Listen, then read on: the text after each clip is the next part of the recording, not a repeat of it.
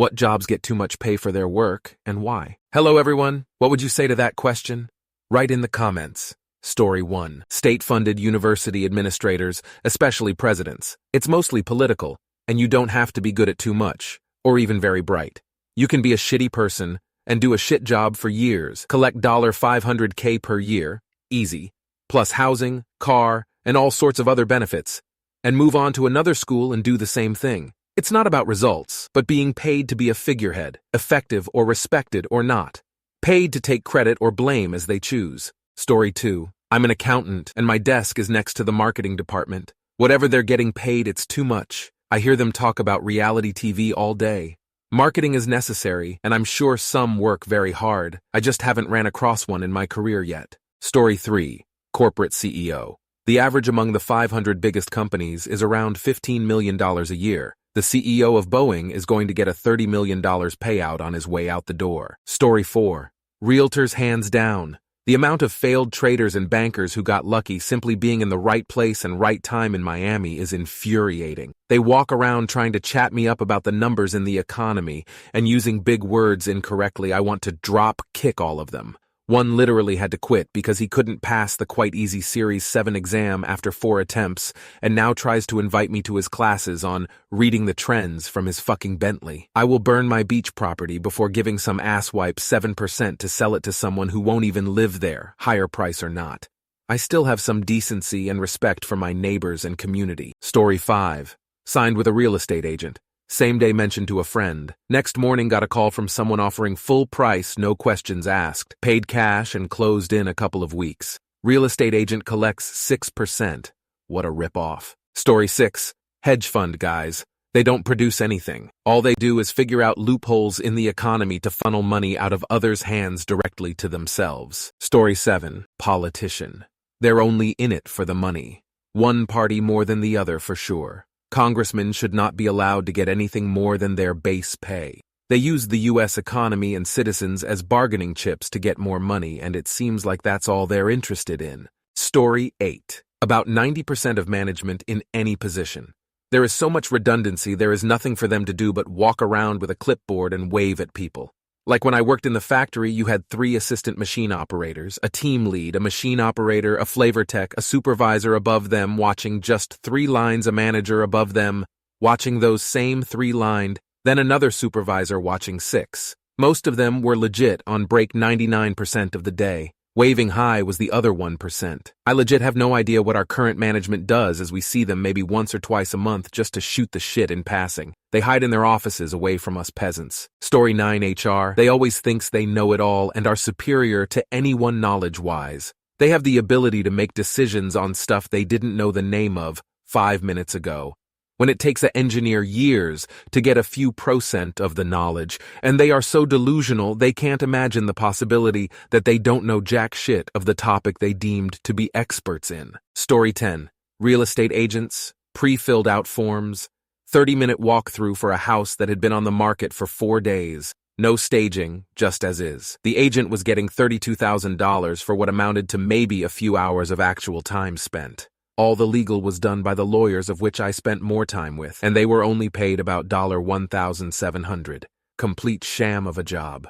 Story 11. Public school administrators. A lot of places spend a metric ton on schooling, but they do not yield a very good return in investment. Meanwhile, administration makes a ton of money, but the people who do the actual groundwork, teachers, are not paid what they are worth. Story 12. Solely based on the latest Boeing news, CEOs and board members. Boeing's CEO is trying to deflect damage with the excuse that the company hasn't made a profit in years. If that's so, what's the point of giving him $30 million a year plus bonuses? Along with the board? What's the reason they're all getting raises every year if the company isn't turning a profit? Story 13. Anyone getting a percentage-based fee. When a giant corporate merger happens, there are tons of serious, high-paid professionals spending thousands of hours on the deal. The deal lawyers charge absolutely insane per hour rates, but it gets blown out of the water by the bankers, who get paid a %. Same for realtors, same for bartenders, and so on and so on. It applies everywhere up and down the pay scale. People who are taking a % of transaction value are disproportionately extracting way too much because of archaic custom or cartel enforcement or whatever else. and are getting paid way more than similarly positioned people who are on a flat fee or hourly rate. Story 14. Most project manager. Most are not technical and just check boxes, don't understand the product or help make sure projects are moving along. A good project manager makes a world of difference. Most that I've worked with are not great. When non-technical people ask me how to break into tech, I tell them project management. Lowest barrier in terms of tech knowledge, and most I've seen start at $90K. Few years in and you can claim agile experience on resume. $120K plus probably. Scrum Master is probably another position. Story 15. Servers and bartenders. It's pretty sickening actually. They act so entitled. Make $50/HR doing unskilled, uneducated, relatively easy entry-level work. Commit tax fraud, and hold you hostage for tips based on your fear of confrontation. Tipping isn't tipping anymore. It's a bribe to get the bare minimum service and not have your food messed with. Story 16. Executives. There was an internal study at Google that they never released, where they were trying to figure out, why are we so great? And so they had some of their process engineers shadow around their execs to see what they were doing so they could try and distill it out into a set of rules/guidelines/etc. so they can replicate their success. The conclusion of the study was that the execs are just flipping coins on their decisions. This is because if a decision has an objectively correct answer, even by a tiny bit, then someone else with authority would have selected that answer before it ever got to the desk of an executive, which means that the options the execs are choosing between are fundamentally equal, insofar as their pros and cons mesh perfectly, even if they have completely different sets of them. Similarly, if the coin flip turned out badly, the market wasn't ready. But if the coin flip turned out great, I saw an opportunity and went for it. Also, there's another factor which can cause there to suddenly be an obvious answer, which one might somehow personally benefit the exec in question. Story 17. Private poker dealer. Dealers in Vegas and casinos average $1.2, a hand around $150-200 a day, but I make $2,000,005,000 plus a night, dealing private games depending on the size. Granted, I'm probably one of the best in the country, but it's absolutely absurd how much we make, but I'm not complaining. Story 18. Well, I'll tell you it's not machinist. They are needed in every aspect of manufacturing. You call a plumber or HVAC person, they fix something. The mechanical parts they used were made by someone making peanuts compared to the person that's using the parts that were made. Then take to point who makes the parts for a tampon machine, or a medical instrument or device, or even military and scientific manufacturing. Same folks are making those parts. But the people that need then are making a crap ton more off of them. Or Story 19. Servers in North America. I used to bartend for a few years and even I made too much in tips. But some of those girls would work a 5-hour evening shift on a weekend and walk out with $400 plus in tips, and I'm sure they could make much more in the city. Story 20. Corporate recruiters. I used to work for a corporate compensation team for a Fortune 10 company, and from what I had seen, they all get over $100,000. In most cases, they did a horrible job. Also, CEOs at public companies. They are treated and paid like royalty, and the board of directors think these CEOs are irreplaceable. Every job at a public company is replaceable, and most ideas that create profit are from the bottom up. Story 21. As a programmer, every one of us, my salary as someone with 2 years of experience is way too high. I know how the market works. But SRL's getting more than average salary as entry job during uni is a joke not for us, but for anyone other, doing far harder job. Story 22. CEOs. I'm a CEO, but my pay is in line with the rest of the staff, which I'm fine with. My job isn't harder than theirs, just different. It's all equally valuable too. I coordinate, set strategy and priorities based on big picture stuff that people on the coal gave might not see and generally steer the ship. But that ship wouldn't go anywhere without the sailors. I wouldn't have anything to manage, and the company wouldn't have any product to sell if it wasn't for the staff. In fact, though it would cause issues long term, the company could tick along fine in BAU without me for a few months. If all the staff left, we'd be fucked within a fortnight. Justifications for CEO pay are bullshit. Story 23. Finance bro jobs. Everyone is an expert in wealth management, and there are 1,000 ways to play. None are statistically significantly better than the other. Except for the bro, they get a hearty % of it for what an algorithm can do better. Frequently, it's literally just running an algorithm and them taking credit. Story 24. There are so many corporate jobs filled by the highly educated that produce little to no value to the company or society. So much of corporate life is driven by a combination of fiefdom building by middle and upper management, general bureaucracy, and pure inertia. I think many blue-collar and SMB types would be shocked if they saw how the people who look down their noses at them do almost literally nothing and take home $150K plus. Story 25. Money touchers. That's what I call people in the financial trades. They work around money and somehow manage to make enormous profits. My dear older sister is a retired VP for a huge bank. Girl made 7-figure annual bonuses back in her career. Good for her and all that, but I never discerned the uplift she was providing to society. Story 26. I don't think any of the people in this thread have any realtor friends. If they did, they might have some idea of how incredibly hard most realtors work for their clients. I'm talking 60, 80-hour work weeks even when they're handling only a few clients. All the realtors I've ever met were basically workaholics. Trust me, they deserve what they're paid. Most of them do at least. Story 27, honestly. Software engineers are really overpaid for what we actually do, especially when you realize just how many bad engineers there are out there making a huge living compared to other highly skilled and talented individuals in other industries. And for what? The majority of shit that gets made is throwaway code and projects that are forgotten into the ether 5+ years down the line. I doubt this will be a popular comment on Reddit, though.